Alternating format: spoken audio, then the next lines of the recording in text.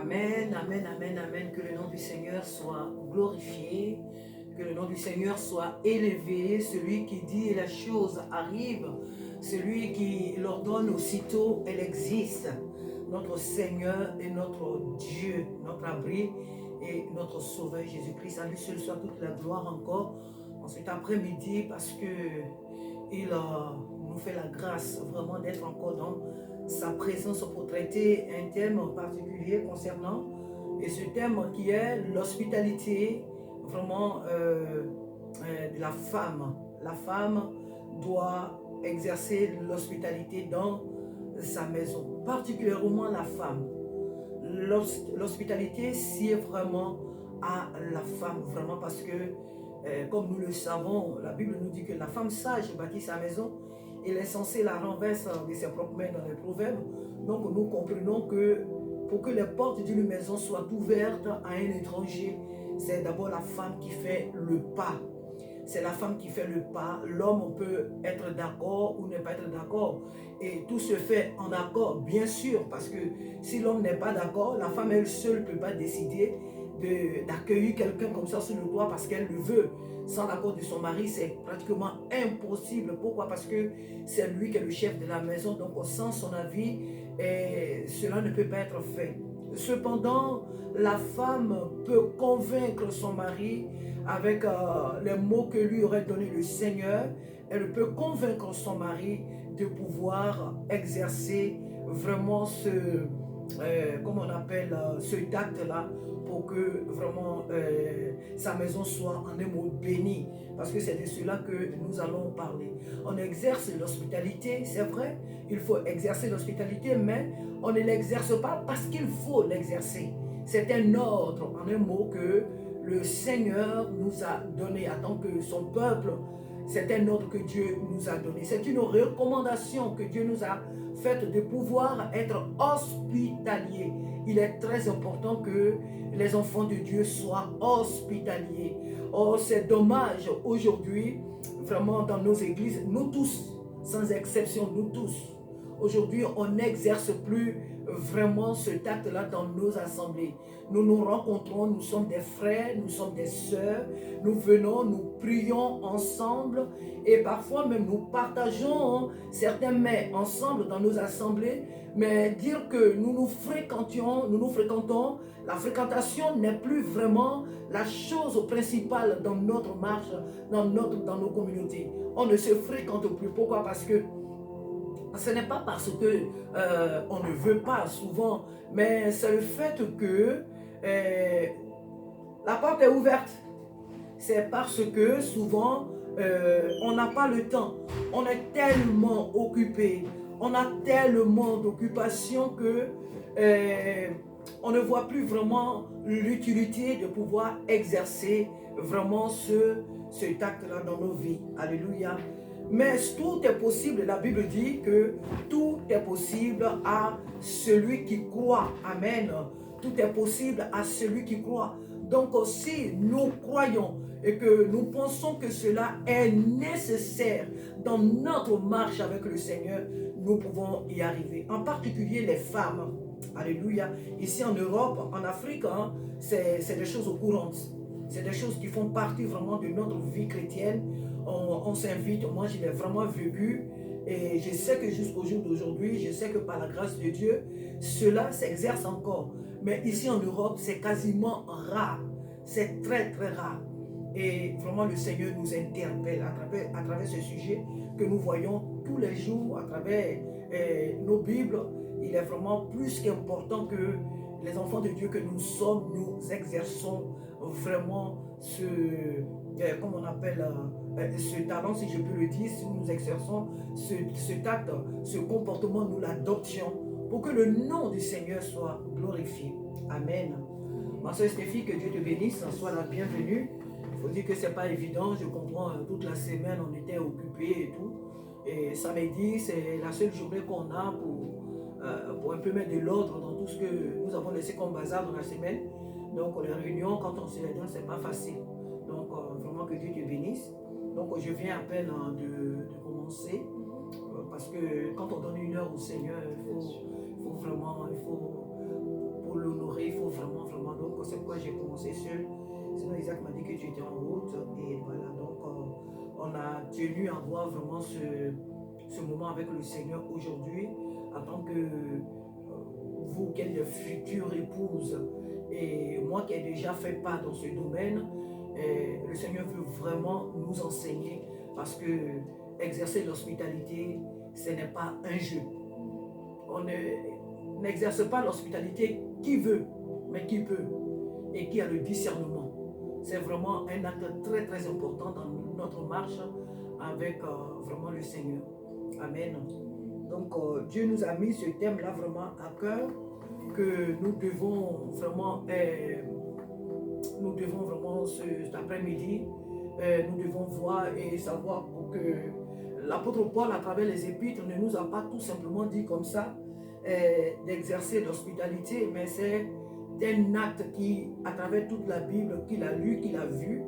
Et si l'apôtre Paul, par l'Esprit de Dieu, nous amène, nous exhorte à exercer l'hospitalité, c'est parce qu'il sait les bénéfices qu'il y a dans cet acte-là, dans ce comportement. Il y a vraiment dans ce service, et je peux même dire, parce que l'hospitalité c'est un service. Donc il y a vraiment un grand bénéfice en cela. Amen. Donc voilà le Seigneur, voilà pourquoi Dieu veut encore cet après-midi nous interpeller, parce que nous ne pouvons pas dire que nous sommes des enfants de Dieu si nous ne sommes pas hospitaliers. Alléluia, si nous n'exerçons pas l'hospitalité. Amen. Donc comme je le disais tout à l'heure, on va entrer dans le vif du sujet. Donc déjà dans un premier temps, c'est vrai que l'apôtre Paul nous appelle, on va dire comme ça, le Seigneur nous appelle d'exercer l'hospitalité, mais la Bible est un modèle pour nous, la Bible est un exemple pour nous. Donc nous sommes les chrétiens aujourd'hui, on va dire comme ça, de la nouvelle alliance, mais nous ne pouvons pas souvent faire des choses qu'on n'a pas vu aussi les autres faire. À partir de quoi l'apôtre Paul nous recommande d'être hospitaliers si nos prédécesseurs ne l'ont pas exercé. Si Jésus n'a pas vécu cela, quels sont les avantages, les désavantages de cet exercice-là? Donc, c'est ce que nous allons voir, et nous croyons que vraiment la Bible est vraiment complète. Elle nous a tout dit. Nous avons tout à travers la Bible. Nous avons vraiment tout ce que nous pouvons, tout ce que nous voulons pour pouvoir vraiment mieux marcher avec notre Dieu. Amen. Donc, là, nous allons voir immédiatement, en préparant ce thème-là, le Seigneur m'a conduit quand même à voir quelques personnes, en particulier les femmes, parce que, comme je le disais quand tu venais, l'hospitalité vraiment sied vraiment la femme. Dans une maison, il y a beaucoup d'hommes qui sont hospitaliers, mais l'hospitalité est d'abord exercée par la maîtresse de la maison. C'est elle qui fait vraiment le pas. Et même quand le mari, ou on va dire l'époux, est résistant ou ne veut pas, c'est la femme, c'est à elle de convaincre vraiment son homme pour que cela soit fait. Parce que souvent la femme, elle voit plus des choses que l'homme ne voit pas. La femme est beaucoup plus sensible aux choses divines que l'homme, comme on le dit souvent. Donc c'est à elle vraiment de convaincre son mari de pouvoir agir de cette manière-là pour que la bénédiction puisse rentrer dans son foyer. Alors, nous allons de suite voir le premier cas à travers Genèse. Et nous allons voir surtout, exercer l'hospitalité c'est bien, mais qu'est-ce qui suit après? Pourquoi est-ce qu'il faut l'exercer? Bon, nous ne l'exerçons pas pour avoir des, je sais pas, des millions, je sais pas, mais il faut dire que l'hospitalité est très importante, parce que toutes celles ici à travers cette Bible qui l'ont exercé, on verra que Dieu a fait quelque chose dans leur vie. On le verra. Donc déjà,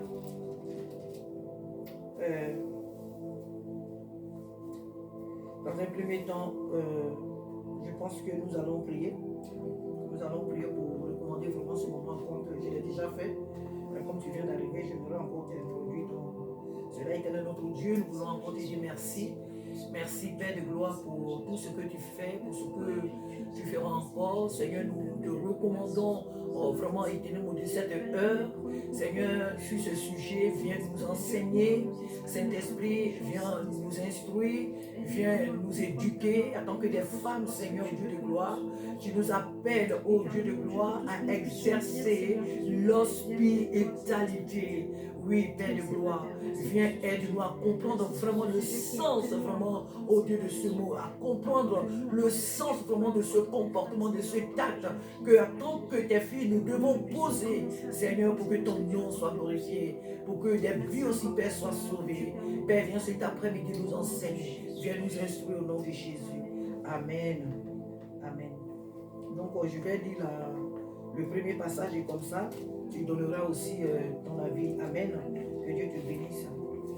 Alors, nous voyons déjà dans le livre ici, comme je l'ai noté, dans le livre de la Genèse, chapitre 18. Genèse 18, à partir du verset, je dirais, 1 à 14. Nous voyons tous les passages que j'ai notés, on ne pourra pas les lire forcément, mais je vais les résumer. Je vais les résumer. Ici, il est question de, dans ce passage de Genèse chapitre 18, à partir du verset 1 au verset 18, tout le chapitre, hein, mais moi je me suis arrêté au verset 14 pour dire que Abraham a reçu la visite des anges qui sont venus parce qu'ils avaient un message particulier. Et donc, les anges sont venus le voir. Abraham les a reconnus et il les a accueillis, lui et son épouse Sarah. Et ils les ont vraiment bien accueillis parce qu'ils ont préparé des mets, ils ont tué un chevreau et tout. Et ces invités-là sont venus manger. Je pense que c'est au moment où ils sont venus annoncer à Abraham la destruction de Sodome. Et le Seigneur a permis qu'il passe par Abraham pour lui annoncer cela. Et durant ce temps-là, il lui a annoncé aussi que Abraham allait avoir un enfant. Et donc, lorsqu'ils sont arrivés, il faut dire que Sarah, elle s'est vraiment dévouée en tant qu'épouse. Ce que son mari lui a dit, elle a accepté. Elle n'a pas résisté. Elle n'a pas dit qu'est-ce qu'on va faire avec des inconnus. On ne connaît pas ces gens. Et pourquoi est-ce qu'on les reçoit sur notre pas? Parce que Abraham aimait beaucoup Sarah. C'est son épouse. Donc, si Sarah ne voulait pas, je ne sais pas si peut-être que Abraham allait accepter. Mais le fait que déjà dans ce corps-là de couple, se dissocie, ça allait faire tâche vraiment dans cette réception, ça allait vraiment causer beaucoup de choses.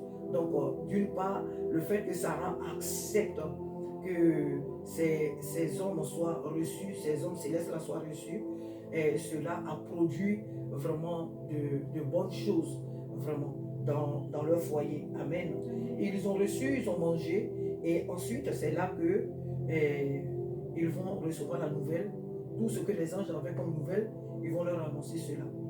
Ils vont entendre que les anges vont leur dire que Sarah et son mari Abraham, ils vont enfanter, ils vont avoir un fils. Et c'est à la suite aussi qu'ils vont leur apprendre que Sodome allait être détruit. Voilà. Donc, qu'est-ce que toi, tu vois un peu le fait qu'ils aient reçu et toutes ces nouvelles, c'est qu'il y a quelque chose à dire? Moi, je trouve ça bien. Après, déjà, ce que je voulais dire, c'est que l'hospitalité est bien quand on aime les autres. Parce que dans la Bible, il y a écrit « aimez-vous les uns les autres ». Amen. Et s'aimer les uns les autres, ça passe par justement l'hospitalité, en fait, accueillir les personnes comme on doit les accueillir. Amen. Et je sais que j'ai beaucoup entendu dire qu'on doit voir les autres comme si c'était Jésus qu'on voyait. Amen. Et du coup, forcément, en voyant les autres comme si c'était Jésus qu'on voit, on sera plus enclin, plus apte à être hospitalier avec eux. Et là, Abraham, du coup, je pense c'est vraiment à cet esprit-là qu'il reçoit les anges, mais c'est comme s'il recevait Jésus au final. Amen. Et que donc, du coup, il se devait de bien les accueillir, etc. Amen. Et donc voilà, donc j'ai trouvé ce passage vraiment bien par rapport à ça. Amen. Et on voit aussi la cohésion, comme vous l'avez dit. si Abraham n'était pas d'accord, ou qu'un des deux n'était pas d'accord, ça aurait fait tâche. Oui. Et c'est là que c'est vraiment important d'être accompagné de la bonne personne, justement, Amen. au final, ils sont mariés, donc ils forment qu'un. Donc, du coup, c'est montrer aussi que les deux, ils sont dans le même esprit, etc. Donc voilà. Amen. Lynn, sois la bienvenue. Donc nous sommes à plein pied, on va dire comme ça, dans le sujet déjà. Ouais. Et donc on a su le premier passage de comment Abraham a reçu et Sarah ont reçu les anges. Et à cause de cette réception, de cette hospitalité, eux, ils avaient déjà le message hein, quand ils sont venus, parce qu'ils sont venus de la part de Dieu. On nous dit même que c'est le Seigneur lui-même qui les a visités. Donc, ils avaient un message. Mais ce message, ils le donnent aussi à cause du fait qu'ils ont été bien reçus. La Bible nous dit qu'Abraham se pressa et tout autour, il a tué un chevreau, ils ont fait en tout cas des gâteaux, des choses. Ces hommes ont été très bien reçus. Donc c'est à la suite de cela qu'ils vont annoncer la nouvelle à Abraham que lui et son épouse Sarah, malgré leur âge, ils vont avoir un fils. Et ensuite, ils vont aussi leur annoncer un peu plus bas encore, ils vont leur annoncer la chute, on va dire comme ça, la chute de Sodome. Voilà. Donc, si Abraham et Sarah n'avaient pas bien reçu les anges, je ne pense pas qu'ils allaient leur donner ces bonnes nouvelles-là. Ces nouvelles-là, ils n'allaient pas les recevoir. Donc, le fait de les avoir bien reçus a suscité pour eux une bénédiction. Je peux dire comme ça, voilà. Donc, l'hospitalité dans ce domaine, elle est très très importante. Lorsque nous recevons, il y a toujours une bénédiction qui suit. Pas directement peut-être la personne que nous avons reçue, mais Dieu fait quelque chose dans notre vie. Amen. Et donc en préparant ce thème, vraiment, moi le thème m'a été mis à cœur, et puis bon, j'ai noté comme ça, mais à vue d'œil, je n'avais pas vraiment vu toutes les bénédictions que le Seigneur m'a permis de noter ici. Leurs actes là ont été, on verra tout à l'heure, mais tous leurs actes ont été suivis par vraiment une bénédiction. A été suivi. Donc, quand le Seigneur nous appelle vraiment à exercer l'hospitalité, c'est vraiment pas un jeu, c'est pas un mot comme ça lancé en l'air, mais c'est vraiment une puissante bénédiction qui découle en étant hospitalier. Amen. Donc, c'est déjà le premier passage que nous venons de voir dans Genèse. Et j'allais parler un peu depuis Adam, mais bon, ils étaient deux, donc l'hospitalité, on ne va pas dire comme ça que Adam a exercé l'hospitalité, Ève faisait partie de lui. Donc, est-ce que là, on peut parler de l'hospitalité? Non, la personne qu'ils ont reçue, on a su, on voit ce que ça découlait, ce que ça donnait, c'était que l'ennemi, le troisième être qui s'est rajouté, qui a causé des dégâts. Voilà, donc là-bas, on ne parlera pas de l'hospitalité. À commencer par Adam et Ève, on ne parlera pas de l'hospitalité. Bon, je sais que dans d'autres cas, il peut en avoir, mais moi, j'ai pris un peu, souligner un peu ces quelques personnes. Donc, on a vu Sarah dans Genèse chapitre 18, versets 2 à 14. Nous avons vu le cas de Sarah et les anges qu'ils ont reçus et la bénédiction que Dieu leur a donnée à cause de leur hospitalité. Ensuite, nous voyons dans le livre de Josué, nous voyons un peu le livre de Josué.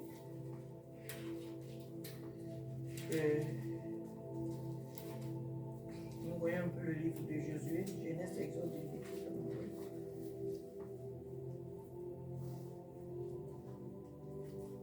Josué, après, vous voyez Josué après Deutéronome.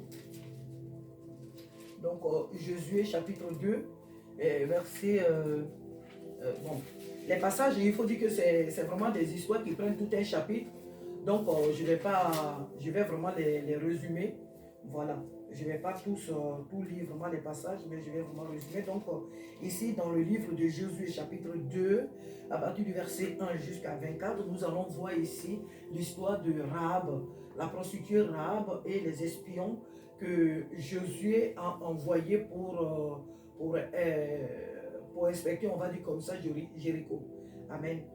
Donc, ils vont ces deux espions, ils rentrent dans Jéricho et Rahab, la prostituée, va les recevoir. Elle les reçoit, elle les accueille et elle les cache. Vraiment, elle les préserve du danger qui les menaçait. Lorsque les gens de Jéricho ont su que des personnes étrangères étaient rentrées chez Rahab, Rahab va les cacher et ensuite elle va les aider à s'évader. Donc ce acte-là que Rahab a posé, de cet acte va découler encore une bénédiction pour Rahab. Parce que nous allons voir dans cet acte, dans ce texte que lorsque les espions sont retournés et fait le compte rendu à Josué, Josué va recommander à ses frères, lorsqu'ils vont venir combattre Jéricho, d'abord les deux espions vont demander à Rahab un signe elle doit prendre un morceau de tissu qu'elle va attacher à sa maison pour ne pas que lorsque les autres vont venir, ils puissent la détruire, elle et sa famille. Donc ce signe-là, ce tissu rouge-là, elle va le mettre à côté de sa maison. Et c'est ce signe-là aussi, lorsque les deux espions y retournent, ils vont faire le compte rendu à Josué. Donc c'est à partir de ce signe-là qu'elle va être reconnue. La maison où elle habite va être reconnue. Et donc quand ils arrivent pour combattre Jéricho, ils ont compris que c'est cette maison, c'est cette famille-là qui a vraiment aidé les espions à s'échapper. Amen. Et après, Josué va donner l'ordre à ce que personne ne les touche. Au contraire, on va sauver Rahab. Ils vont sauver Rahab et sa famille. Ils vont détruire tout Jéricho, ils vont tuer, mais Rahab et sa famille vont être épargnés. En un mot, ils vont être sauvés. Donc, dans ce texte-là que nous voyons là, une grande bénédiction qui est suivie par l'acte de Rahab, la prostituée. Elle les reçoit, elle a accepté de les recevoir. Rahab était une prostituée, elle pouvait avoir peur parce qu'elle sait ce qui était son peuple. Donc la Bible dit que Jéricho était barricadé, personne n'y entrait et n'y sortait. Donc ce qui veut dire que c'était une ville où les gens étaient extrêmement méchants parce que eux ils n'exerçaient pas l'hospitalité, puisque personne ne pouvait y entrer et ni sortir. Donc c'était une ville où les gens n'exerçaient pas du tout l'hospitalité. Amen. Mais Rahab va faire l'exception. Et pour cet acte d'hospitalité, elle va être sauvée, elle, et pas elle seule, mais elle et toute la maison de son père. Sa bénédiction va devenir eux aussi leur bénédiction. Donc, vraiment, comme on le disait dès le départ, l'hospitalité, elle est très très importante dans la vie d'une personne, qu'elle soit même, qu'on soit chrétien ou pas chrétien, parce que moi je connais des personnes qui ne sont pas forcément des chrétiennes, mais qui sont hospitalières, très très hospitalières, voilà. Moi j'ai une voisine qui est là à côté de moi, une Tunisienne. Elle m'a déjà invité plusieurs fois chez elle. Chaque fois que j'ai été chez elle pour lui parler de Jésus, elle m'a ouvert la porte de chez elle, elle a fait le café, le thé plutôt, et on était assises là, puis on parlait. Moi, c'est pas une chrétienne, mais elle m'a déjà fait entrer par 2 fois chez elle, et je suis allé chez elle, prier pour elle, et tout. On a passé vraiment près de 10 à 15 minutes chez elle. Elle n'est pas chrétienne. Donc, il y a des personnes qui ne sont pas forcément chrétiennes, mais qui sont très, très hospitalières. Donc, l'hospitalité, elle est vraiment importante. Je vous laisse aussi, est-ce que vous avez quelque chose? Lynn, ça va? Oui, ça va. Amen. Et puis on dit aussi, tu sais pas qui vient. Là, Rahab, elle savait pas que ces hommes-là, ils allaient pouvoir justement la sauver. Et on sait jamais, des fois, même des gens qui viennent, on sait pas pourquoi, des fois c'est des anges qui sont cachés comme ça, et si tu les reçois mal, si tu fais les choses mal, bah tu sais pas quelle bénédiction justement, puisque ça t'enlèvera quoi. Donc on part du principe qu'on reçoit bien tout le monde, et puis on est des enfants de Dieu aussi, donc il faut refléter justement le fait qu'on soit des enfants de Dieu, et ça passe par là. On ne peut pas se dire enfant de Dieu et mal recevoir les gens, ne pas accueillir quelqu'un chez soi correctement, etc. Enfin, c'est pas possible, ça va pas ensemble. Donc, oui. Je suis d'accord. Lynn, tu veux dire quelque chose aussi? Non, je suis totalement d'accord avec ça. C'est important en tant que chrétien que lorsque quelqu'un vient chez nous, qu'il ressentent le fait qu'on est chrétien dans notre façon d'être, de comment le recevoir, de comment... Enfin, quand ils sortent de chez nous, ils doivent se dire ah, j'étais bien là-bas, on m'a bien reçu, j'étais bien accueilli. Et c'est là aussi qu'on voit vraiment on va dire la foi de certains, parce que c'est dans nos actes que se reflète vraiment notre foi. On peut dire qu'on a beaucoup de foi, qu'on croit beaucoup, qu'on fait ci, qu'on fait ça, mais si les gestes ne vont pas ensemble, bah, les gens, tout ce qu'ils vont retenir, c'est tes gestes, c'est pas ce que toi tu vas dire. Donc oui, c'est important. Amen. Amen. Donc, une fois de plus encore, nous voyons les bénéfices vraiment de l'hospitalité. Elle ne s'est pas posé des questions si cette personne allait peut-être l'agresser parce qu'elle est une femme. Elle pouvait avoir peur. Deux hommes comme ça se présentent chez toi. Écoute, il faut leur donner à manger, il faut les cacher. Elle ne s'est pas vraiment posé trop de questions sur elle-même, sa propre vie. En un mot, elle s'est donnée pour ces personnes. Elle s'est sacrifiée pour le bien de ces personnes. Et voilà ce qu'elle a reçu aussi en retour. Et ce que nous retenons surtout de cette sœur, on peut l'appeler aujourd'hui une sœur, de prostituée qu'elle était, quand on lit son histoire, Rahab est l'arrière-grand-mère de Jésus-Christ. C'est de sa lignée qu'est sorti Jésus-Christ. Vous voyez? Donc, on voit vraiment les bénéfices énormes de l'hospitalité. De l'hospitalité. Et ici, quand je prenais les notes, comme je le disais tout à l'heure à Fifi, j'ai appris vraiment que les femmes, parce que à travers la Bible, hein, ce n'est pas des choses inventées, vraiment parce qu'on voit vraiment le rôle que joue la femme vraiment dans sa maison. Quand la Bible dit que la femme sage bâtit sa maison, il est censé la renverser de ses propres mains, c'est vraiment une vérité vraiment absolue. Parce que si une femme n'est pas hospitalière, son mari, parce que ce n'est pas le mari qui prépare, parce que ce n'est pas le mari qui a vraiment les attitudes je ne sais pas, d'accueil et tout ça. Donc, c'est la femme vraiment qui reçoit. Amen. C'est la femme qui reçoit. Donc, dans une famille, une femme, c'est elle qui doit vraiment ouvrir les portes de sa maison pour exercer vraiment ce geste-là. C'est elle qui doit vraiment le faire. Donc, même si l'homme est méchant quelque part, mais le fait que la femme soit hospitalière, ça découle tout ça, parce qu'elle saura convaincre son mari de pouvoir exercer cela, et avec les mots qu'elle pourrait avoir, cela peut se faire. Voilà. Et donc, on a vu l'histoire de Rahab, et nous allons encore voir l'histoire vraiment dans la Bible, il y a tellement d'exemples sur des femmes. Je vois encore dans le livre de 1 roi chapitre 17. 1 roi chapitre 17. Je vois dans le livre de 1 roi chapitre 17, versets 8 à 16. Comme je le disais tout à l'heure, que les passages sont très très longs. Donc je ne vais pas tout lire, mais je vais résumer vraiment les histoires. Nous voyons dans le livre de 1 roi, chapitre 17, versets 8 à 16, nous voyons l'histoire de la veuve de Sarepta. Cette femme qui a reçu,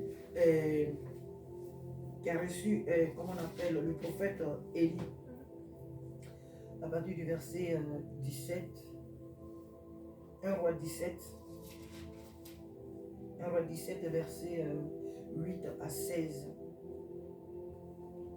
Donc, je vais peut-être lire ceci, comme ça, bon. On dit, alors la parole de l'Éternel lui fut adressée en ces mots. Lève-toi, va à Sarepta, qui appartient à Sidon, et demeure là. Voici, j'y ai ordonné à une femme veuve de te nourrir. Il se leva et il alla à Sarepta. Comme il arriva à l'entrée de la ville, voici, il y avait là une femme veuve qui ramassait du bois.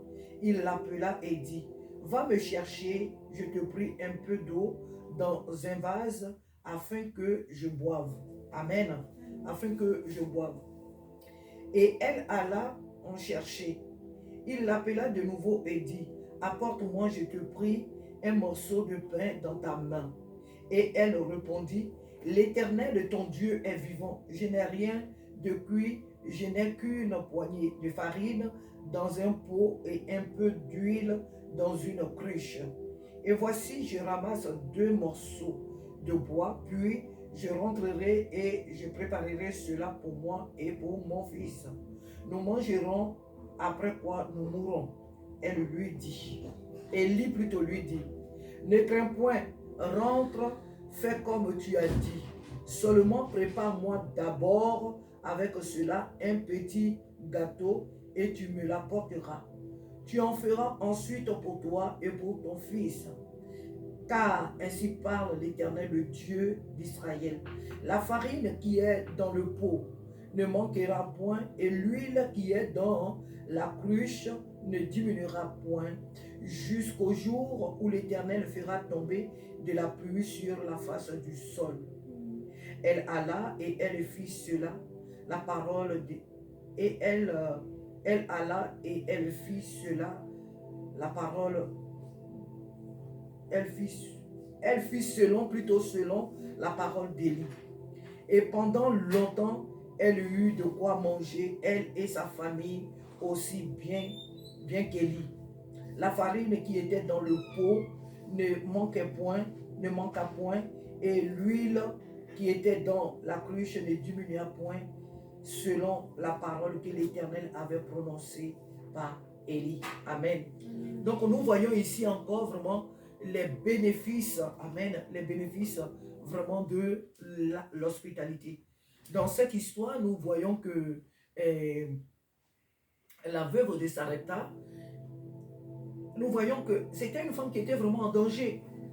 Elle était en danger parce que c'était un temps vraiment de la famine et tout. Nous voyons ici son inquiétude. Elle dit à Élie, je n'ai rien, je n'ai qu'une poignée de farine, je n'ai qu'un peu d'huile dans une cruche. Et elle ne ramasse pas beaucoup de bois. Elle ramasse que 2 morceaux de bois. Tellement que ce qu'elle avait été petite, elle n'avait pas besoin de prendre beaucoup de bois comme si elle allait cuire une grande marmite de je ne sais pas quoi. Donc, elle ramasse que 2 petits bâtons de, je sais pas, de bois pour pouvoir les allumer et puis faire cuire ce qu'elle avait. Donc, elle n'avait rien. Elle n'avait pas grande chose. Mais elle va obéir à ce que l'homme de Dieu lui a dit. Elle a eu le discernement. Elle a eu vraiment le discernement et l'obéissance. Et elle a fait ce que l'homme de Dieu lui a dit. La Bible est en train de nous dire que selon ce que l'homme de Dieu lui a dit, la farine n'a point manqué. L'huile n'a point manqué. Jusqu'à ce que Dieu envoie de la pluie. Moi, ici, on ne nous dit pas combien d'années ça a duré cette famine. Mais alors que chez certaines personnes, il n'y avait rien à manger, cette femme, à cause de son obéissance, toute sa famille, comme Rahab qu'on vient de lire, toute sa famille a profité de son obéissance à la parole. Je vous laisse. Moi, ça me fait comprendre aussi que l'hospitalité, c'est aussi ça demande aussi de la foi, dans le sens où Amen. Il y a beaucoup de personnes qui vont mal t'accueillir ou quoi, parce qu'ils vont se dire que il me reste qu'une seule bouteille de jus, je vais faire manger que pour ce soir pour mes enfants et tout. Ouais. Et du coup, ils vont se dire, ils vont pas, c'est pas que dans le fond ils sont méchants ou qu'ils veulent pas partager, mais par peur de manquer, ils vont se dire, je préfère cacher ou ne pas proposer comme ça, moi j'aurai plus tard. Et c'est vrai que nous, en tant que chrétiens, c'est aussi avoir la foi de se dire, il y a quelqu'un qui est venu me voir, même s'il me reste qu'un morceau de pain ou même s'il me reste pas grand chose, je lui offrirai parce que je sais que Dieu pourvoit toujours à mes besoins. Amen. Et que si cette personne elle est là aujourd'hui, c'est aussi de mon devoir de la nourrir, de bien l'accueillir pour que elle puisse se dire en gros ça va, comme on a dit tout à l'heure, on est chez une chrétienne, même si elle n'a pas, parce que on peut sentir, tu peux savoir, tu vas chez quelqu'un, tu dis cette personne elle n'a pas beaucoup, mais malgré que je sois venue, elle m'a quand même proposé tout ce qu'elle avait et tout, et du coup ça forge aussi la foi des gens en Dieu, parce qu'ils vont se dire pourquoi elle, on sait que c'est difficile pour elle, mais dès qu'on vient chez elle, on sort le ventre rempli, et nous on est là, c'est vraiment que sa foi, c'est vraiment que son Dieu il agit dans sa vie. Amen. Et c'est important aussi de montrer aux gens que même si j'ai pas, je te donne, parce que moi j'ai quelque chose que toi tu n'as pas qui pourrait t'aider. Amen. Amen. Est-ce que tu veux dire quelque chose? Non, mais je suis d'accord avec ce qu'elle a dit, c'est vrai. C'est un acte de foi. L'hospitalité, c'est un acte de foi. On ne doit pas faire preuve d'hospitalité qu'avec les gens qui font preuve d'hospitalité avec nous. C'est avec Amen. tout le monde. Que ce soit des personnes qui, même des fois, parce que des fois on peut dire, ah oui, comme, en fait c'est comme tu disais, des fois on peut dire, ouais, cette personne-là, je l'aime pas trop, j'ai pas... Mais c'est là justement qu'on doit montrer notre foi, c'est là qu'on doit montrer, donc je suis vraiment d'accord avec toi. Amen. Ça ne doit pas dépendre des gens qui nous entourent, c'est entre nous et Dieu. On le fait pour Dieu, on ne le fait pas pour nous, on ne le fait pas pour être bien vu, on ne le fait pas pour tout ça. Amen. Vraiment que Dieu nous bénisse. Alors moi, ce que je vois aussi dans ce texte, c'est que le modèle ou l'exemple à suivre vraiment en lisant ce passage, c'est que dans la vie, il ne faut pas d'abord avoir beaucoup avant de donner. On aime souvent donner le surplus, le superflu, je vais dire comme ça. On aime souvent donner parce qu'on a trop, donc on préfère donner à l'autre parce que ce qu'on a, ça déborde. Non. C'est au contraire lorsqu'on n'a rien et qu'on partage le peu qu'on a que Dieu voit vraiment qu'on aime. Parce que qui dit l'hospitalité veut dire aussi amour. Si on n'aime pas, on peut pas, on peut pas donner, on peut pas recevoir. Et qui dit aussi hospitalité aussi dit sacrifice. C'est vraiment un amour sacrificiel parce qu'à partir du moment où tu t'oublies, il y a des personnes chez elles, quand elles reçoivent des gens, bon, ça c'est, pour moi, ça c'est vraiment pas un exemple à suivre. Céder sa chambre à un inconnu, moi je ne pense pas, parce que la chambre elle est assez intime. On ne cède pas son lit comme ça à quelqu'un qu'on ne connaît pas, même si on aime et qu'on est hospitalier. Moi j'ai un salon, je peux recevoir quelqu'un dans mon salon, je te mets dans le fauteuil, je te donne des couvertures bien, je te reçois là. Si tu es une personne normale, tu peux quand même savoir que le fait que déjà je t'ai fait rentrer dans ma maison, que je t'ai fait dormir, même si c'est au salon, là, dès que j'ai bien rangé, que je t'ai mis, le fait de te faire rentrer d'abord sous mon toit, c'est déjà pas mal. Donc je ne crois pas que Dieu le prenne en mal, voilà, mais te recevoir dans mon lit, non. Mais je dis comme ça qu'il y a des gens qui vont jusque-là, qui s'oublient complètement et qui reçoivent les gens dans cette dimension-là. Voilà. Donc dans la vie, il ne faut pas d'abord dire que je vais donner quand j'aurai assez. Il faut toujours partager le peu qu'on a avec les autres. Et c'est en cela que nous démontrons vraiment notre amour. Donc vraiment que Dieu soit béni parce que ça fait le troisième texte que nous sommes en train de lire. Et nous voyons vraiment que toutes ces soeurs qui ont été hospitalières comme celles que nous allons voir encore, Dieu a toujours béni à la suite de leurs actes qu'elles ont posés. Dieu a toujours béni. Combien, bon, ça sera dans la conclusion. Ce que je vous l'ai dit tout à l'heure, on va mettre ça dans la conclusion. Et on va poursuivre encore dans le livre de 2 Rois. Dans le livre de 2 Rois. Et le livre de 2 Rois, chapitre 4. Livre de 2 Rois, chapitre 4. Chapitre 4. 2 Rois, chapitre 4. Nous voyons l'histoire de la femme sunamite et Élie. Toujours avec Élie, la femme sunamite qui a dit à son mari que cet homme qui passe ici, en un mot, que nous voyons souvent passer ici, il mérite qu'on l'invite chez nous, qu'on le reçoive chez nous. Donc, comme je l'ai dit tout à l'heure, c'est des textes que je résume, parce que c'est des textes qui sont assez longs, on ne va pas tout lire. Donc, la Sunamite et son époux ont reçu Élie. Ils ont même fait une chambre spéciale pour lui, alors qu'il n'avait pas d'enfant. Bon, il n'avait pas d'enfant mâle. Et à la suite de cet acte, Élie va leur promettre vraiment va leur dire que Dieu va leur donner un enfant en un mot. Et à la suite de cela, ils ont eu un fils.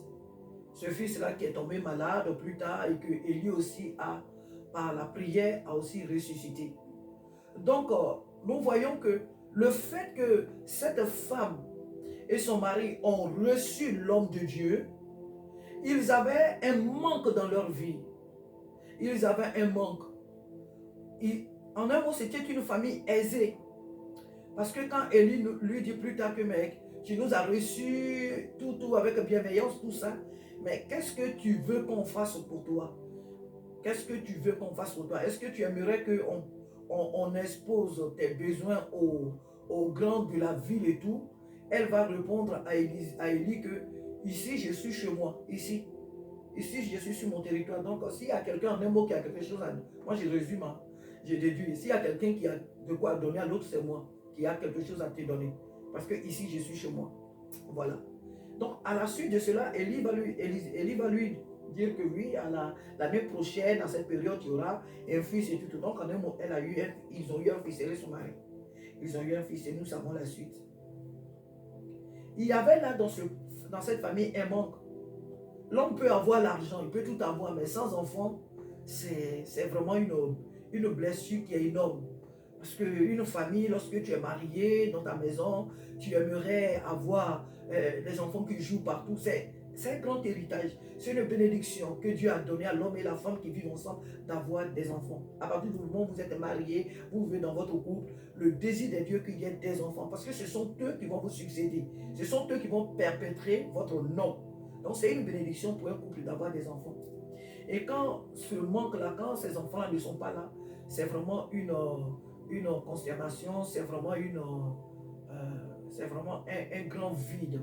Et nous voyons souvent des couples qui sont dans cette amertume-là. Amen. Ce n'est pas je ne dirais pas une obligation, je ne dirais pas que c'est une insulte pour un couple qui n'a pas d'enfant. Pas du tout, parce qu'il y a des couples qui servent Dieu, qui sont bien zélés dans l'œuvre de Dieu, qui sont vraiment sincères dans le service, mais qui n'ont pas d'enfants. Cela ne veut pas dire que Dieu ne les aime pas. Dieu sait ce qu'il fait dans la vie de chacun de nous. Mais parlant seulement de ce couple-là, il y avait vraiment là un vide. Et à cause de l'acte qu'ils ont posé envers l'homme de Dieu, Dieu vraiment les a bénis, a comblé, a répondu à leurs attentes. Dans la vie, il faut être hospitalier, comme nous le disons depuis. Il faut vraiment être hospitalier. Si des païens qui ne connaissent pas Dieu sont hospitaliers, ce n'est pas nous les enfants qui n'allons pas l'être. Ce n'est pas nous les enfants de Dieu qui n'allons pas l'être. Donc, il faut être hospitalier dans la vie. Il faut l'être. Il ne faut pas attendre d'abord d'être dans l'abondance pour dire que on va tendre les mains aussi aux autres pour recevoir chez nous. Donc, il faut toujours être hospitalier. Et ici, tout ce que nous voyons depuis, nous le voyons dans l'Ancien Testament.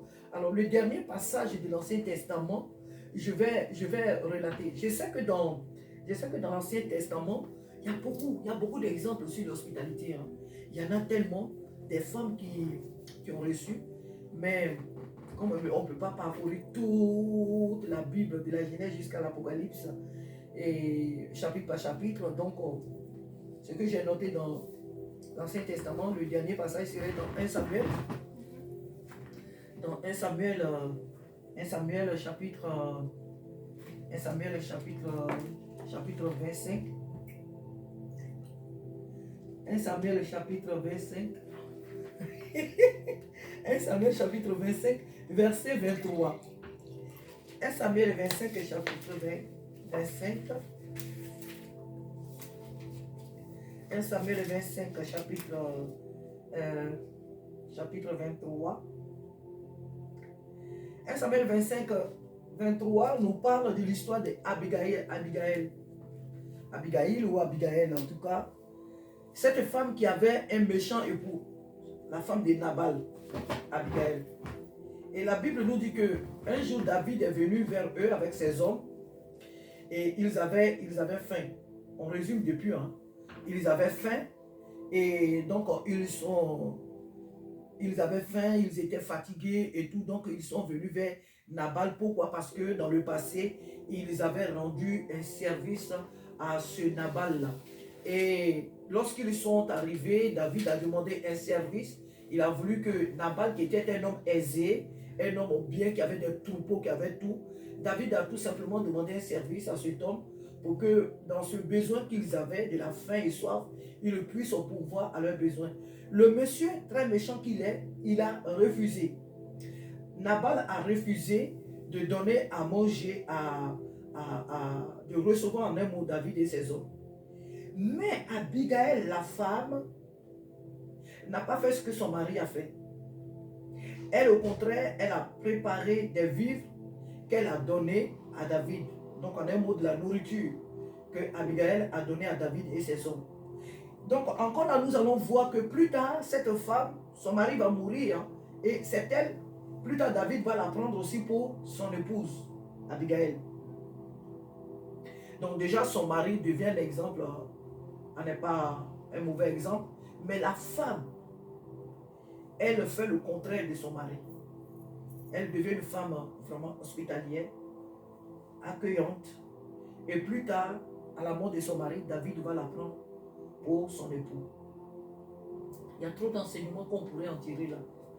Mais pour prendre ce dernier exemple de l'Ancien Testament, nous disons que il faut vraiment être hospitalier parce que derrière l'acte que nous posons, l'acte d'amour que nous posons, il y a toujours des bénéfices. Il y a une grande bénédiction qui en découle de l'acte hospitalier que nous pouvons exercer. Amen. Nous allons vers la fin vraiment de notre émission pour prendre quelques passages. Nous allons partir dans le Nouveau Testament. Nous allons partir dans le Nouveau Testament et nous allons voir quelques cas dans le livre de Luc 10. Nous allons commencer par notre sœur Marie. Amen. Luc chapitre 10, verset 38 à 30 à 41. Nous voyons ici l'histoire de Marie et l'ange, parlant de l'hospitalité. Or, c'est vrai, c'était un être céleste, l'ange Gabriel. Mais elle pouvait fuir. Hein. Marie pouvait fuir. Elle pouvait fuir ou refuser le message, comme Zacharie l'a fait. Et Gabriel a rendu, l'ange Gabriel a frappé de choses, comment on appelle, il était devenu muet en un mot. Zacharie dans le temple. Donc, ici, Marie accueille l'ange Gabriel. Et elle accepte par humilité le message qui lui a été apporté. Et nous allons voir plus tard. Oh, alléluia. Nous allons voir que Marie, après avoir accueilli l'ange, elle reçoit le message. Et c'est cette Marie-là qui va plus tard mettre au monde notre Sauveur. Pour parler vraiment de l'hospitalité, elle est importante. Elle est importante et il nous faut vraiment exercer l'hospitalité avec ce que nous avons. Deux fois, on veut exercer l'hospitalité, mais on ne se voit pas à la hauteur. Souvent, on se dit que, écoute, la personne que je vais recevoir, peut-être c'est un grand homme, chez moi n'est pas joli, je n'ai pas peut-être une vaisselle une vaisselle de qualité, ma maison n'est pas telle, je n'ai pas un beau salon, je n'ai pas une belle, mes toilettes ne sont pas vraiment présentables par rapport à cette personne qui vient chez moi, donc je ne suis pas dans la capacité de recevoir. Oh, c'est pas ce qu'il faut. La personne que tu reçois, tu la reçois avec ce que tu as. Peu importe la qualité de tes meubles, peu importe la beauté de ta maison. Si chez toi même est petit comme ça, à peine on entre et puis on s'assoit, je ne sais pas. Mais donne ce que tu as.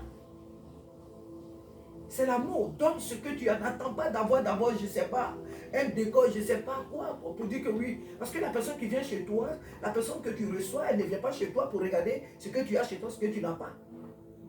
C'est tout simplement, c'est toi qui offres. Il n'y a même pas de mots pour qualifier vraiment l'hospitalité. Il faut donner ce qu'on a. Maintenant, celui ou celle que tu reçois, la personne que tu reçois chez toi, si toi tu la reçois chez toi, et que c'est elle qui va au dehors pour déduire, pour parler aux gens, oui, j'étais rentré chez elle, ça c'est entre elle et Dieu. Mais toi, tu l'as fait par amour, parce que Dieu te demande de faire. Tu reçois la personne, que tu sois une femme qui sache préparer ou pas, qu'il y a trop de sel dans ta sauce, qu'il y a trop de je ne sais pas quoi dans ta nourriture ou quoi, tu as donné ce que toi tu pouvais donner à la personne. Peu importe ce qu'elle va aller dire. Et nous savons dans notre société combien de fois il y a de mauvaises personnes. Il y a de mauvaises vraiment personnes qui ne te donneront plus jamais l'envie de recevoir qui que ce soit chez toi. Parce que tôt ou tard tu vas entendre, tu vas apprendre plus tard ce qu'elle va dire de toi au dehors. Ah, j'étais parti chez elle, voilà comment sa maison est. J'ai mangé sa nourriture, voilà comment sa nourriture était. Je suis rentré dans sa salle de bain, je suis rentré dans ses toilettes, je suis rentré dans sa cuisine. Mais voilà vraiment ça. Mais il y a des gens même qui vont jusqu'à dire, mais ta télévision n'était pas à la hauteur. Tes fauteuils n'étaient pas à la hauteur. Donc, il y a des personnes comme ça que nous recevons chez nous. Et lorsqu'elles sortent, elles disent, mais vraiment du n'importe quoi. Et donc, il ne faudrait pas que ces gens de personnes là soient pour nous un sujet de découragement. Parce que toutes les personnes ne sont pas pareilles. D'abord, ce qu'on fait, on ne le fait pas pour la personne. On le fait parce que Dieu nous demande de le faire. Amen. Donc, nous devons exercer l'hospitalité parce que Dieu nous le demande. Marie reçoit l'ange. Où est-ce qu'elle se trouvait? On ne sait pas. Mais en tout cas, elle était chez ses parents. Et Marie reçoit l'ange. Elle reçoit la nouvelle. Elle obéit. Et plus tard, elle a vraiment notre sauveur aujourd'hui qui nous permet d'être là aujourd'hui et d'être sauvés. Amen. Donc, il faut vraiment exercer l'hospitalité. On a aussi dans le livre de Jean, je crois que c'est Jean chapitre 4, versets 3 à 42. Dans le livre de Jean chapitre 4, verset 3 jusqu'à 42, nous avons l'histoire de la femme samaritaine avec Jésus au puits. Oh oui, je vous laisse, si vous connaissez un peu l'histoire. Elle reçoit Jésus au puits. Jésus était fatigué et il rencontre cette femme au puits et il lui demande à boire. C'est vrai que Jésus n'était pas parti chez elle, mais le fait que Jésus soit sur le territoire samaritain, c'était comme s'il était un peu chez elle. Elle a eu une discussion avec Jésus et nous connaissons la suite. En un mois, elle a donné à boire Jésus. La discussion qui s'en est déroulée, on a vu. Et cette femme-là, dans sa rencontre avec Jésus, va devenir plus tard une évangéliste. Une évangéliste. Par elle, tout son peuple va être sauvé. Va se donner à Jésus. En tout cas, la Bible dit toute la ville s'est accourue plus tard. Et puis bon, nous connaissons un peu les échanges qu'il y a eu. Et cette ville a vraiment accepté Jésus à cause de son hospitalité. À cause de son hospitalité. Alléluia. Donc, nous avons vu aussi, elle aussi, Jésus a changé sa vie. D'une femme qui passait d'homme à homme, le Seigneur a changé sa vie. Elle est devenue une nouvelle créature, une nouvelle création, une nouvelle personne. Sa vie a été transformée. La vie de sa famille a été transformée. Même les hommes qui s'étaient joués d'elle, qui étaient dans sa vie, eux aussi, leur vie aussi ont été transformées. Ils n'étaient plus des hommes qui allaient de femme en femme. Leur vie ce jour-là a été aussi transformée. Donc l'hospitalité produit beaucoup de bonnes choses. L'hospitalité produit vraiment des bénédictions énormes. Pas que dans nos vies personnelles, mais dans la vie de toute notre famille. Alléluia. Oui, oui. Allez-y, les filles. Allez-y. Moi, ça me fait penser, ça fait sortir une idée. Oui. On parle souvent de.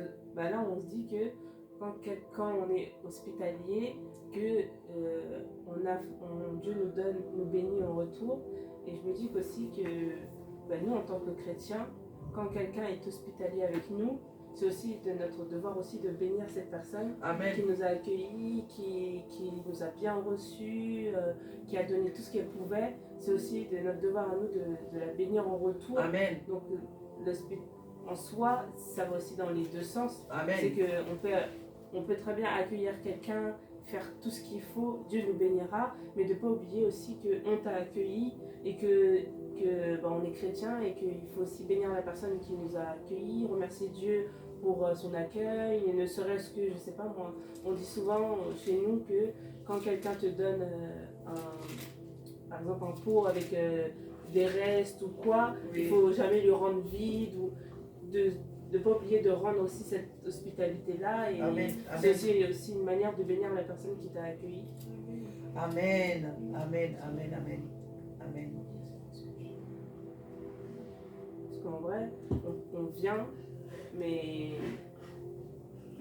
dans la vie, c'est toute chose on te donne, tu rends, enfin entre guillemets, c'est pas, faut pas faire pour rendre, mais faut pas oublier que on t'a, quand quelque chose te fait du bien, tu n'as qu'une envie, c'est de rendre à la personne le bien qu'elle t'a donné.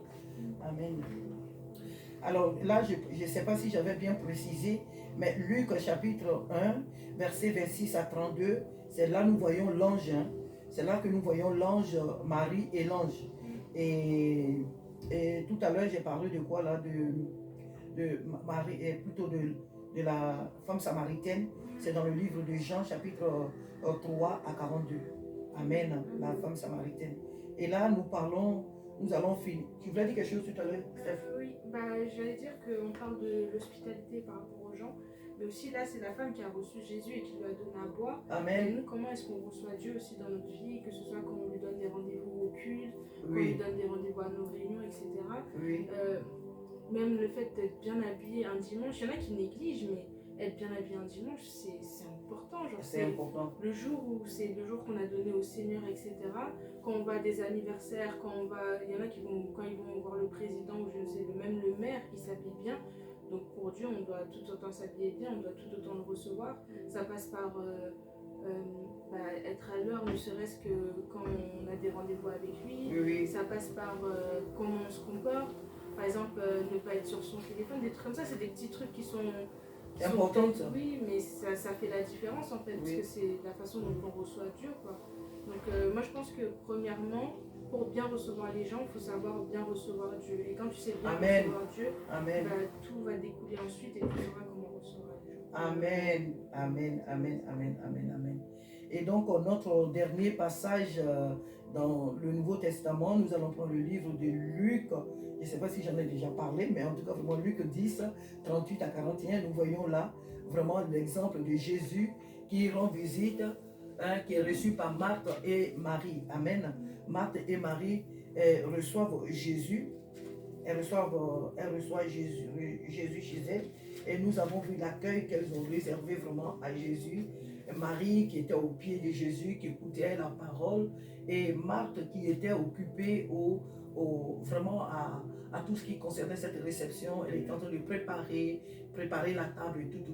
Bon, on ne parlera pas de comment elle s'est plainte. C'était pas méchant. Hein.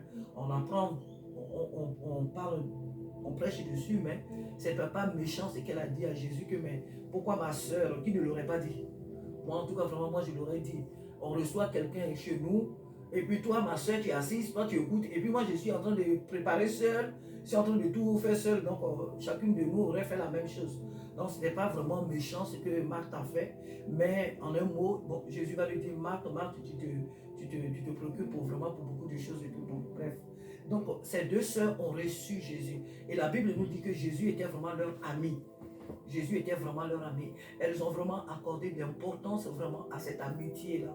Et nous voyons aussi que ce sont des sœurs en Christ. Ce sont des sœurs qui ont vraiment, tout au long de la vie de Jésus, qui ont servi Jésus. Et leur frère va mourir plus tard. Et Jésus va le ressusciter 4 jours après. Jésus va ressusciter Lazare. Pourquoi? Parce que ça dépendait aussi de la relation qu'elles avaient vraiment qu'elle avait vraiment avec Jésus. Amen. Jésus a ressuscité tant de personnes, mais leur histoire, elle est unique. Jésus va ressusciter Lazare 4 jours après. Et c'est vraiment à travers leur histoire qu'on peut aussi découvrir que notre Dieu, à lui, rien n'est impossible. L'homme peut mourir pendant des mois, des années. Si le Seigneur veut ressusciter cette personne, il est capable de le faire. Amen. Il est capable de le faire. Voilà, donc ici prend fin vraiment notre réunion et moi j'aimerais vous laisser en tirer vraiment des conclusions et je parlerai en dernier lieu. Amen. La première conclusion, je pense qu'on peut dire que vraiment en tant que femme, future femme, jeune fille, l'hospitalité, on peut dire que même c'est une qualité qui est importante, c'est quelque chose qu'il faut rechercher, qu'il faut vraiment cultiver, etc. Amen. Après, en deuxième lieu, comme tu as dit, tu sais, par rapport au fait qu'il ne faut pas avoir beaucoup. Il ne faut pas se dire que j'ai pas assez pour pouvoir donner et faire confiance à Dieu. Amen. Sur l'abondance qu'on aura et ne jamais se fermer les mains par peur de manquer. Parce que quand on a accepté Dieu dans nos vies, on a aussi accepté qu'il sera toujours là pour nous. Amen. Et qu'il nous donnera toujours en fonction de ce qu'on a besoin. Amen. Amen. Après, ensuite, dire que pour apprendre à être hospitalier avec les autres, il faut déjà être hospitalier avec Jésus, qui est la première personne qui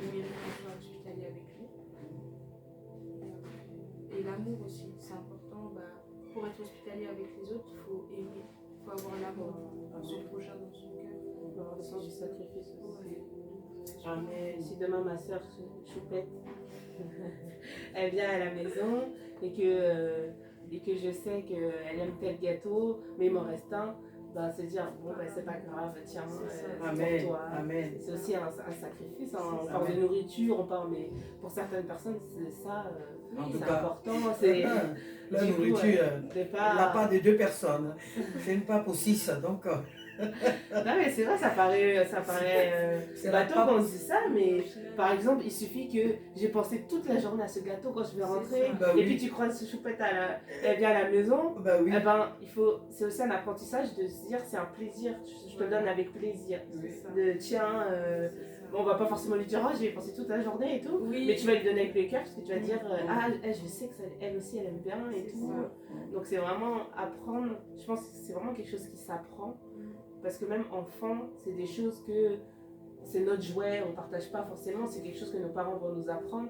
Donc c'est quelque chose aussi qu'on doit cultiver toujours, de se dire, allez, je vais passer les autres avant moi et Dieu me le rendra et demain j'irai m'en racheter ou sans forcément se dire, ah non, j'ai pas envie, je vais manger quand elle sera partie. Amen. Enfin, c'est des choses vraiment qu'on doit apprendre à améliorer. cultiver. Voilà. Amen. Amen. Amen. Amen. Alors, vraiment que Dieu nous bénisse. C'est un thème qui est tellement vaste, hein, tellement profond, tellement riche aussi que on pourrait vraiment passer toute une journée à parler de l'hospitalité. Mais la Bible dit chaque bonne chose, chaque chose a sa fin. Donc nous tirons vraiment vers la fin de notre émission. Et pour cela, je vais lire le livre d'Hébreux. Hébreux chapitre 13 et verset 2, ici qui nous dit, à partir du verset 1 déjà, moi j'avais dit tout à l'heure Paul, hein, mais bon écoute, le livre d'Hébreux, la Bible nous dit qu'on ne connaît pas l'auteur, mais quand on lit les écrits, on voit que ça ressemble beaucoup aux écrits de Paul. Donc, en ne connaissant pas l'auteur, c'est pas moi qui vais, mais moi j'ai dit comme ça que c'est Paul. Mais bon, l'auteur n'est pas dit dans la Bible. Voilà, donc je ne dirais pas que c'est Paul. Mais le frère qui nous a écrit cet épître-là nous dit à partir du verset 13 de Hébreux chapitre 1, il dit « Persévérez dans l'amour. » Amen. Nous l'avons dit tout à l'heure, sans amour, tu ne peux pas être hospitalier. C'est de l'amour que découle l'hospitalité. Donc, il dit « Persévérez dans l'amour fraternel. N'oubliez pas l'hospitalité, car en l'exerçant, quelques-uns ont logé des anges sans le savoir. » Amen. Quand tu es une personne très très méfiante, tu rates beaucoup de bénédictions. C'est pas mauvais d'être comment on appelle, méfiante ou méfiant, parce que, bon, par la grâce de Dieu, on parlera peut-être dans un autre thème des désavantages de l'hospitalité, parce que toutes bonnes choses ont aussi leur mauvais côté. Toutes bonnes choses ont aussi leur mauvais côté, donc on verra pourquoi il ne faut pas être bêtement hospitalier. Il faut être hospitalier, mais il faut l'être avec beaucoup de discernement. Il faut l'être avec beaucoup de discernement. Moi, quand j'étais petite, mes parents ont logé tellement de gens chez nous, parce que c'était un couple pastoral, donc on a tellement dans la mission, on a tellement hébergé des gens. Ah. Donc dans mon enfance, mes parents, un jour, ils ont hébergé quelqu'un. La personne a dormi là. Non. En général, toutes les personnes qu'on reçoit à la maison, le matin, maman fait à manger, à la personne, on la reçoit bien. Et puis bon, pour d'autres, pour certains, ils venaient là pour quelques jours, quelques semaines, ou même avoir même un mois. Et pour d'autres, c'était tout juste pour une nuit. Pour une nuit, et puis le lendemain, elles continuaient leur chemin. Alors cette personne-là, je m'en rappelle comme si c'était hier. Donc on a reçu ce monsieur, maman, on lui a donné la chambre et on l'a bien logé et tout. Et nous, vraiment en Afrique, bon, comme dans toutes les familles, les femmes se lèvent toujours tôt. Les femmes se lèvent toujours les premières pour... Donc, nos mamans en Afrique, là, elles sont toujours les premières, vraiment. Elles peuvent se lever peut-être même 5 h du matin, elle nettoie la cour, elle va chercher de l'eau, tout. Donc, la maman, elle s'est levée le matin. Après, on va chercher dans la chambre le monsieur parce que le matin, on faisait le petit déjeuner, tout. Donc, ils sont partis chercher le monsieur pour qu'on mange ensemble le matin. On rentre dans la chambre, le monsieur n'était pas là. Quand même, quelqu'un qui vous a rendu visite, il va pas, la personne va pas, elle va pas au milieu de la nuit partir. On regarde dans la chambre, le monsieur n'y était pas. La chambre était, le lit était bien fait, tout était bien nickel dans la chambre. Il n'y était pas. Et ce qui est bizarre, c'est que nous, notre père était quelqu'un qui connaissait presque la majorité des personnes de la région. Il connaissait vraiment presque les familles de la région. Mais cet homme-là, on ne savait pas d'où il était sorti. Mais comme nous, eux, ils ont l'habitude d'accueillir tout le monde. Donc, ils ne se sont pas posé la question si c'était une mauvaise personne. En tout cas, mes parents jamais ne se posaient la question. Ils étaient tellement hospitaliers. Et donc, le matin, on se lève, on voit la chambre. Le monsieur n'y était pas. On a essayé de chercher un peu partout. Cet homme, on n'avait pas eu ses traces. Donc, moi, plus tard, quand j'ai grandissais, et bon, comme lui aussi prêchait souvent sur ces choses, bon, donc, mais moi, quand j'ai grandi, dans ma foi chrétienne, quand j'ai constaté ce verset, je me suis dit, ah, peut-être que c'était un ange. Peut-être que c'était un ange. Et à dire vrai, chez nous, quand nous, on était enfants, on était 12 enfants. Oui, nous, on était beaucoup. Moi, je suis 7e, on était 12 enfants. Et il faut dire que même pendant les temps de famine, chez nous, c'était toujours l'abondance. La nourriture n'avait jamais manqué chez nous. Les gens venaient même d'ailleurs pour venir chercher à manger chez nous. Quand nos parents partaient au champ, il y avait des gens qui venaient des villages voisins qui suivaient nos parents au champ pour rien qu'on leur donne de la banane, des lignables, des choses comme ça, parce qu'il y avait vraiment de l'abondance à la maison. Mais c'était à cause de ce qu'ils savaient. Ils ne s'étaient pas limités au fait qu'ils étaient en couple pastoral, mais ils ont compris que servir Dieu, c'est aussi servir les autres. Et ce n'est pas servir que ceux qu'on connaît. Parce que Jésus nous a dit quoi? Si vous donnez qu'à ceux qui vous donnent, vous donnez qu'à ceux qui vous donnent, ou bien vous aimez que ceux qui vous donnent, vous ne faites rien de spécial. Nous devons donner à ceux-mêmes qui ne nous donnent pas. Et donc, étant chrétiens, dans nos églises, nous devons avoir pour habitude de nous inviter entre nos frères, mais recevoir les personnes qui viennent aussi à nos portes. Peut-être la personne vient chez nous, ce n'est pas pour dormir, mais on a souvent des personnes qui se présentent à nos portes, qui va te dire par exemple, madame, j'ai faim, est-ce que vous avez à manger chez vous? Ce que tu as, il faut donner à la personne, même si tu peux la faire entrer, il faut lui servir à manger. Et puis, de deux, il y a des personnes aussi qui se présentent à nos postes, et à nos portes plutôt, et qui ont un besoin financier, par exemple. La personne va te dire, madame, s'il te plaît, est-ce que tu as un 5 euros? Est-ce que tu as un 10 euros? Je sais qu'il y a des mauvaises personnes dans tout. Hein. Ça peut être une vraie personne. La personne n'a pas vraiment peut-être un besoin qui nécessite cela. Il y a des tentations partout. Mais si tu en as, il faut donner. Si tu en as, il faut donner. Donc, il ne faut pas exercer une hospitalité un peu, entre guillemets, on va dire bête. Il faut vraiment avoir le discernement. Parce qu'il y a des personnes qui viennent pour faire le mal, c'est vrai. Mais quand on est enfant de Dieu, ce n'est pas le mal que va nous faire l'autre qu'on craint. Non. C'est le bien que nous faisons. C'est ce qui est vraiment important. Et nous savons aussi que beaucoup de personnes ont ouvert les portes de leur maison et les gens leur ont fait du mal. Ça, il faut le savoir. Ça existe partout. Mais je dis bien qu'en tant qu'enfant de Dieu, ce n'est pas ce que nous devons viser. Mais si moi j'ouvre la porte de chez moi à quelqu'un que la personne vient me faire du mal, j'ai dit, mais écoute, gloire à Dieu. J'ai ouvert la porte de chez moi à quelqu'un qui était vraiment dans un besoin et la personne peut-être elle n'a pas pris un couteau pour me tuer, mais elle est allée au dehors pour dire que la manière dont je l'ai reçu, ce n'était pas adapté, ce n'était pas adéquat, ce n'était pas bien et tout. Ça, je pense que c'est entre la personne et Dieu. Donc, c'est qu'il faut viser par amour. Il faut être vraiment hospitalier. Pour finir, moi j'ai reçu ici une personne. J'ai reçu une personne ici, chez moi. La personne nous a dit, c'est mes fils et moi, qu'elle était venue voir une personne ici à Argonne, le bâtiment qui est là, qu'eux ils font souvent, ils prennent des colis, ils amènent en Afrique, tout ça. Donc, ils sont venus chez cette personne, ils l'ont appelée, mais les colis de la personne qu'ils sont venus prendre, la personne ne répondait pas. Et puis, bon, son portable est tombé, il n'y avait plus de batterie. Donc, elle ne savait pas comment faire. Puis, elle est nouvelle vraiment dans le quartier. Donc, comment quelqu'un qui vient ici à Argonne chez quelqu'un, vous voyez, qui vient à Argonne chez quelqu'un, quitte là-bas jusqu'à puis tombe dans notre bâtiment ici. Et puis, elle vient dans le bâtiment, elle ne vient chez autre personne que ici. Pour charger son portable. C'était un Africain. Donc la personne est rentrée. Bon, moi, on lui a servi à boire, on a posé et tout. Et ensuite, on lui a donné de quoi charger son portable. Elle est restée là avec nous et tout. Donc, elle dit qu'elle est venue. Et donc, après avoir chargé son portable, elle va appeler la personne puisque le portable est déchargé. Elle ne savait pas comment faire pour dire à la personne qu'elle était là pour prendre le colis. Donc, elle a chargé son portable et tout. Il nous a même dit que c'est une dame, elle est là, ici à Argonne, ceci, cela, donc il va prendre ces choses. Mes enfants, on a reçu le monsieur, les Gédéons et tout.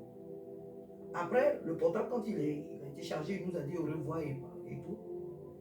On est parti sur le balcon pour voir. Attends, moi-même tout à l'heure, là, si vous sortez d'ici, que je me mets sur le balcon, je vais vous voir partir. Hein. Les enfants, je me suis mis sur le balcon ici. Quelqu'un, Gédéon qui vient de sortir pour aller au travail. Si toi tu vas sur le balcon tout à l'heure, Gédéon, tu vas le voir sortir. Donc la personne ferme la porte, à peine. En plus, il y a l'ascenseur. Donc moi, je vais quand même pouvoir... je me suis dit, mais écoute, je vais quand même voir quelle est la dame, tout ça. La personne n'est jamais sortie du bâtiment. Elle n'est jamais sortie du bâtiment. Jamais n'est sortie du bâtiment. On ne sait pas où elle est partie. Bon, bref. Donc, il y a des petits trucs comme ça, deux fois soit c'est le Seigneur lui-même, comme on vient de le lire, soit ce sont des anges et tout ça. Donc, vraiment, faisons beaucoup attention parce que souvent on croit que Jésus viendra avec les habits tout blancs, avec sa ceinture d'or, avec la lumière. Il peut le faire s'il le veut, mais souvent le Seigneur prend une apparence qu'on néglige, à laquelle on ne pense même pas. On ne pense même pas. Il peut se présenter à nos portes comme un pauvre, débraillé, même deux fois je peux dire même sale. Et on croit que comme même un fou. Faisons beaucoup attention. Alors qu'on le dit, notre vie est toujours une vie d'examen. Faisons beaucoup attention. Soyons vraiment hospitaliers. Et l'hospitalité, c'est vraiment la femme qui l'exerce. Les hommes peuvent être hospitaliers, mais comme c'est la femme qui dirige, deux fois celle qui a ce rôle-là vraiment de l'accueil.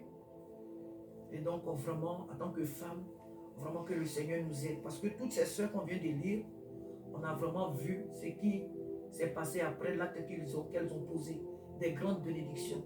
Elles ont été non seulement une bénédiction pour elles-mêmes, mais pour toute la maison de leur, en tout cas pour toute leur famille. Donc vraiment que Dieu nous aide vraiment à exercer l'hospitalité. Entre nos frères, invitons-nous souvent, aussi possible que cela puisse être, invitons-nous, faisons des petits repas, et puis les personnes qui se présentent devant nos portes, ne disons pas, oh, écoute, arrête de m'embêter et tout ça, parce que des fois on le fait, qu'on soit chrétien ou pas, on le fait des fois. Donc que le Seigneur nous aide à avoir vraiment le discernement, parce qu'en étant hospitalier ou hospitalière, beaucoup ont reçu des anges. Et quand on reçoit un ange, un être céleste, il ne vient pas vide. Il vient toujours avec des grandes bénédictions. Il vient toujours avec des bénédictions. Donc vraiment que le Seigneur nous aide en cette fin d'année 2023. On ne sait pas ce que Dieu va occasionner dans nos vies. On ne sait pas ce que va occasionner l'année 2024 aussi. Mais que le Seigneur vraiment nous aide à ne pas vraiment rater vraiment les occasions que le Seigneur permettra sur notre chemin pour obtenir les solutions ou l'exaucement de certaines de nos prières. Vraiment que le Seigneur nous aide à cela. Amen. Prochainement, le Seigneur nous aidera à vraiment encore traiter un autre sujet. Mais comme nous l'avons dit, nous disons que l'hospitalité, elle est bonne, c'est vrai, mais il y a aussi un côté vraiment très dangereux. Quand tu n'as pas le discernement et que tu n'as pas vraiment le discernement, tu peux exercer une hospitalité qui peut être dangereuse pour toi-même et pour toute ta famille aussi. Et donc pour cela, vraiment que le Seigneur nous aide à avoir vraiment le discernement, parce que la Bible dit quelque part, ne donnez pas les bonnes choses aux chiens de peur qu'ils ne retournent et ne vous déchirent. Voilà. Il y a des personnes qui ne méritent même pas qu'on les fasse rentrer chez nous. Pourquoi? Parce qu'elles sont animées vraiment d'un esprit très malin, un esprit mauvais. Donc, il y a des personnes qu'on peut loger chez nous. Quand elles viennent, elles partent, mais elles laissent de la saleté spirituelle. Elles laissent vraiment des malédictions, elles laissent des mauvaises choses. Et donc, c'est pour cela qu'il faut être prudent. Mais gloire à Dieu, nous sommes enfants de Dieu. Même si par amour, on a reçu quelqu'un qui vient avec ces choses-là, elle va retourner avec ses malédictions, elle va retourner avec ses saletés, elle va retourner avec. Parce que c'est pourquoi il faut toujours tout faire par amour. Amen. Donc, que Dieu nous bénisse. Amen. Nous allons prier. Éternel notre Dieu, notre Père, nous te bénissons et nous te rendons encore toute la gloire, Seigneur, pour ce thème que tu nous as donné, Seigneur, de voir les avantages, la bénédiction qui découle vraiment, oh Dieu, de cet acte hospitalier que tu nous demandes, Père de gloire, d'exercer en tant que des femmes. Seigneur, aide-nous. Nous sommes dans un monde très méchant. Nous sommes dans un monde très méchant, un monde où, lorsque tu fais le bien, c'est le mal qu'on te rend. Cependant, ta parole ne change pas. Elle est toujours la même. Elle nous appelle à être hospitaliers. Elle nous appelle à être des femmes hospitalières. Seigneur, aide-nous à exercer cela, à le faire, Seigneur, parce que toi, tu nous le demandes. Tu nous protégeras, Seigneur, des chiens. Tu nous protégeras, Père, des serpents, des vautours. Tu nous protégeras, Père, oh Dieu, des méchants, en un mot. Oh, Père de gloire, sois béni cet après-midi pour ton œuvre dans nos vies. Là où nous avions encore des doutes, Seigneur, merci parce que tu nous aides à honorer ta parole. Et qu'en posant cet acte, Père de gloire, les âmes qui nous entourent sachent réellement que nous sommes de toi. Oh, Père, merci. Merci, Seigneur. Et que toute la gloire te revienne pour la fin de ce moment. Au nom de Jésus. Amen. Alors que nous avons fini notre émission, par cette occasion, je profite vraiment pour lancer cet appel. Pour toi qui n'as pas encore accepté Jésus comme ton Seigneur et ton Sauveur, mon frère, ma soeur, vraiment, je t'invite. La Bible dit dans Jean 3,16, car Dieu a tant aimé le monde qu'il a donné son Fils unique afin que quiconque croit en lui ne périsse point, mais qu'il ait la vie éternelle. Donne ta vie à Jésus. Nous ne savons pas, mes soeurs, ici et moi, nous ne savons pas ce que tu traverses. Quelles sont les circonstances que tu traverses. Mais Jésus te dit, donne-moi ta vie. Donne-moi ton cœur. Et ce problème que tu traverses, moi seul saurai te donner la solution. Ne te replie pas sur toi-même, mais viens vraiment à Jésus et donne-lui ton cœur. C'est gratuit, tu n'as rien à payer. Dis seulement par ta parole, Seigneur Jésus, j'ai entendu parler de toi, je t'ouvre mon cœur, je te donne ma vie, viens, pardonne mes péchés, fais de moi ton enfant. Il le fera. Et pour toi qui as peur d'exercer l'hospitalité, le Seigneur te dit, ma fille, mon fils, exerce l'hospitalité. Parce qu'il y a une bénédiction à exercer l'hospitalité. Alléluia. Et nous ne le faisons pas forcément pour être bénis, mais nous le faisons pour le Seigneur, pour rendre l'autre heureux. Maintenant, ce qui en découle, c'est le Seigneur qui s'en charge. Donc, que Dieu te bénisse, qu'il te bénisse. Amen. Amen. Amen.